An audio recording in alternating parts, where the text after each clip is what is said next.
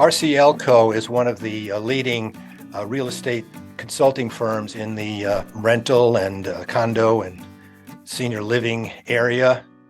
Provides strategic and tactical advice regarding property investment, planning, and development. And the managing director of RCLCO is with us today, is Gregg Logan. We're going to talk about this new study that you guys have done.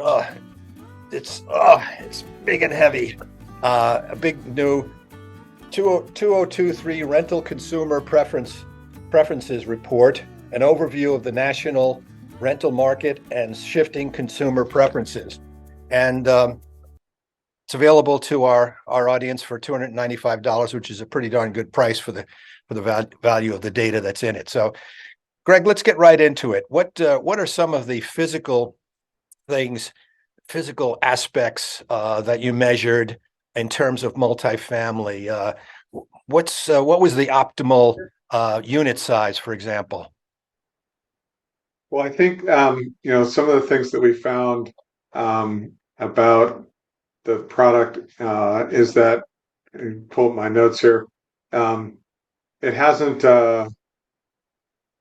really changed from that 1,000 to 1,500 square foot range as being one of the most popular among those that are looking for multifamily. Yeah, That was not one of the things that really changed a whole lot. That 1,000 to 1,500 square foot range has still been very popular. That's what they want. But I saw that they're kind of also looking for kind of a 2-bedroom with a den or a home office. That's gotten to be a big thing, hasn't A den or a 2-bedroom are still the most popular. There's still sizable amount of renters out there that are looking for a 1-bedroom or a one and den, but the sweet spot continues to be that 2-bedroom plus den or bonus room. Yeah, I guess one thing that's about the whole study is that you can ask people what their preferences are, but will you pay for it is another whole question, isn't it? That's very true. Yeah. But those are the things I think one of the things that to get it right, that get people to pay for it is having the right design, the right materials, right location. All those things obviously make a difference. Yeah. Some of the other things I was intrigued by was kitchen islands were with seating were seen as very important. I put one into my house years and years ago, and we probably use it 15 times a day. It's a big deal, isn't it? It's a big deal, and I think what we find is that rather than trying to create a space where you can cram a little kitchen table into the kitchen, that having that kitchen island is a design feature that they'd prefer to have. That really came out loud and clear. With seating around it so that it becomes the place where you can have lunch or breakfast or whatever. Maybe kitchen with seating, and I think modern kitchen appliances, kitchen pantry, nice granite quartz or quartz countertops, very popular in terms of kitchen designs. Kitchens are one of those things that I think help rent units, and having that nice kitchen island and modern appliances are, I think, one of the things that attract renters, especially to newer apartments. Yeah. A surprising one for me was pretty high interest in hardwood floors in the living room. Why is that, do you think? I think they look nice. They're aesthetically pleasing. They're easier to clean. I think renters were a little more split on carpet versus hardwood, and in bedrooms, for example, there were about half renters that liked hardwood, about half that liked the carpet. But I think in the living room, I think that aesthetic is just very appealing. Yeah, and they're easy to keep clean. Yeah, I think the bedroom maybe was a higher interest for carpet, maybe just for acoustical purposes. Slightly, slightly higher for carpet, and maybe that's for warmth. So when you get out of bed in the morning, you're not putting your feet on the cold floor. And you don't and think maybe about so much acoustics in the living too. room. Yeah, And the acoustics, True. true. Now here's one of the ones that really bugs me is the Juliet balcony. They're popular according to your study, but I find them really ugly. And as I pass many apartment complexes here in Chicago, and I see those things sticking out. I just, they're usually filled with trash or bicycles or whatever. I don't know. What's your thought on Juliet's? Well, I think, one way of interpreting the Juliet balcony is there's still a lot of buildings, particularly in urban settings in Chicago, where you have some units without any balcony. And I Yeah. think, renters would like to have at least the token Juliet balcony so you can stick your head out. Maybe not in February in Chicago, but Well, we have looked at, we do a lot of market research as well as consumer research. So we look at what renters are telling us. When we go out and do market studies, we do find that apartment complexes that have balconies, and especially full balconies, can get more rent for those units. yeah. So it's not to say, so saying that people like the Juliet balcony is not to say that having a full balcony is not valuable. No, I like the full balcony that's closed in, so that Hmm. you get that nice aesthetic going across the strip. But that's just me. I'm not developing these today. Um, Hmm. Security issues. A lot of interest in having a concierge or an attendant or Yeah. and gated facilities. What's your take on security and privacy from your study, Greg? I think security and safety. You have a lot of single people who are renting in apartment complexes, Mhm, including a lot of mhm. single women. Everybody, not just since COVID, but even more so since we were working at home more, and people were shopping a little bit less. There's a lot of online ordering, and we continue to see online shopping growing.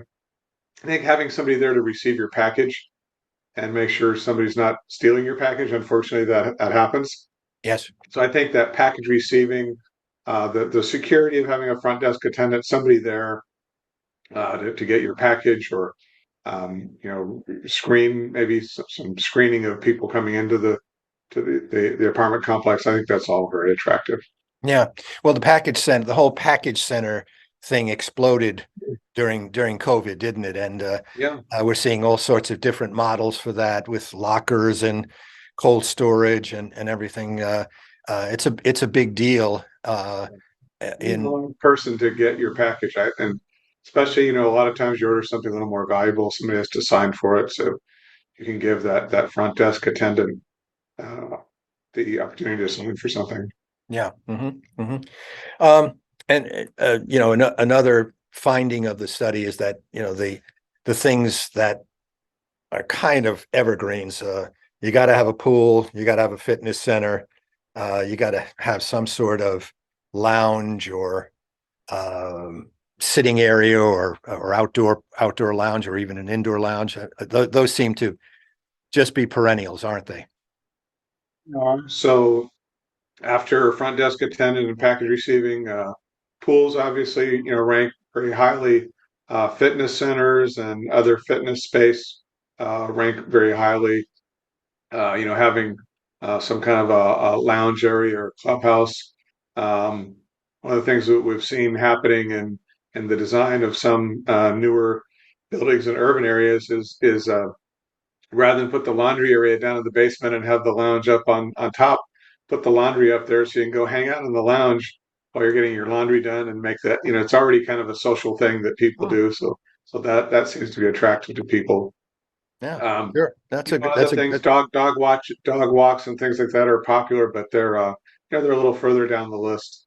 Yeah, yeah. That's interesting about the laundry. Yeah, and of course, I'm a big advocate of pickleball, but that I don't think that was in the study, if I remember correctly. So uh, But another in whole terms of the story. market studies we're doing, we're certainly seeing a lot of interest in pickleball. I think what Yeah. that says is people like tennis, they just don't want to have to move as much. Well, one of the problems that we've heard about with pickleball is the noise, is the sound that it produces, and I think developers are having need to be aware that having pickleball players out there at 9 o'clock at night or 6 o'clock in the morning pounding the ball, you're going to get problems from tenants about that. Although you have to do that with pools and people hanging out partying by the pool, you have to control that as well. So that's Hmm. probably true of any social or recreational amenity. Right. Walkability came up very high in the study. Park to parks to work to nearby retail. Very important, isn't it? It is.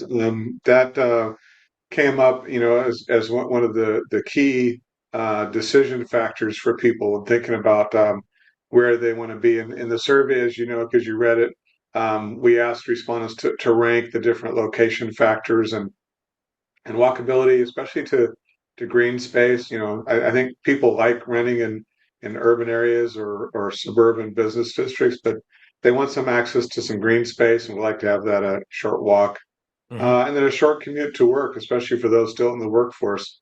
That also came up very high, and walkability to retail, Yeah. to restaurants and grocery. That's really attractive if you're in a place in a suburban activity center or an urban center. That walkability came up several different times. Yeah. Walkability to parks, walkability to restaurants and retail and services. On the on the senior market, 55 plus and older, of which I am a candidate, the larger units. They is it because of the affordability? They've had their house, they've got equity there that they can go with, and so they want as much space as they can get. What do you think? I think when you're a little bit older, and you and I can speak from that from experience in that you accumulate a lot of stuff over your life, and Yeah. so having a little more space for your stuff, or even having an option of some additional storage, is attractive. Yeah. One of Storage the is, things interesting does look at the survey among multifamily renters was that how similar some of the preferences were. Certainly there were nuances by age, but low maintenance, for example, was kind of a top decision maker factor for renters across the board. right. It was a bigger driver for the 55 plus. You get to that stage in life, you've had enough of maintenance. But and so it scored a lot higher among the 55 plus. Um, but it was something that was universally desired Yeah. across multifamily renters. Yeah. Two more questions. One is on all the green stuff, sustainable design. Do renters really care, and do they really will they really pay for um, those features? Well, some will. Maybe a third would pay because it's the right thing to do. I think one thing that's really important is that, particularly younger consumers think that we should be incorporating sustainability into new properties regardless because it's the right thing to do, Hmm. because it resonates with their values. Although two-thirds might not pay more for it, about, Yeah. about a third will. And those who would pay more for it will do so if they understand that there may be some cost savings, there may be some better energy savings, or it might make the unit more comfortable. And I think when you can convey that doing this is maybe future proofing the community and is making it a more valuable community and a better community and something that's going to enhance their life, then they're not as worried about the cost. So those are important things to convey. Okay. Greg, you've been in this racket for a long time. You've done this recent research. What do you find the one thing that you know developers and their teams, their project teams, screw up all the time? Is there something where they miss out on amenities, on design, on what they're providing to their tenants that you say, geez, why don't you think about this, guys? What's the biggest problem you've come across? I think that a lot of times when going out and doing a study is there's a lot of focus on the comp set, and I think that's important to do to understand. and I think that's used to sort of figure out where we might come out on rents. But I think it's just as important to look at the consumers and say, um, is there a segment maybe that would pay a little more for something a little bit nicer? That we're not just looking at what the competition is doing, but also looking at who the renters are, what their ability to pay is, and that they will pay for better design. Looking for, particularly if you're competing with older and you're coming in and introducing a new development, that things like more open concept floor plans, having better countertop finish materials, the newer appliances in the kitchen and so forth. Yes, those add a little cost, and so you've got to do your value engineering. But when you're in a competitive market and you're competing with older properties in particular, those are things that are really helpful to pull that renter into a new product. And a lot of times, what we're seeing is people are shopping. They're looking within the same area for something. There's some churn and moving around, and so thinking about the design and not necessarily always scrimping on the finishes and the appliances and so forth. That there is a sizable share of the market out there that will pay for that, and it's something that really helps to differentiate that. And I think amenities and of course if you can locating your site in a place where the location is an amenity, so it has that walkability and things to walk to and so forth. Yeah, and I neglected to mention open concept floor plan is very highly ranked in your study, isn't it? Yeah, yeah. It is, and a lot of the older product is a lot more, kind of chopped up, a lot more Mhm. doors and hallways and things like that, and that's an opportunity, particularly as unit sizes have gotten a little bit smaller, as costs and rents have gone up. That open concept, makes the unit feel bigger. Okay. Greg, thank you very much. I've been speaking with Gregg Logan, the managing director of RCLCO, which provides advice regarding property investment, planning, and development. Thanks. And we're featuring today their massive new study on rental consumer preferences, and it's available through them at $295. Not a bad deal for the quality of the data that is presented here. Thank you very much, Greg, for your time. Thank you for having me.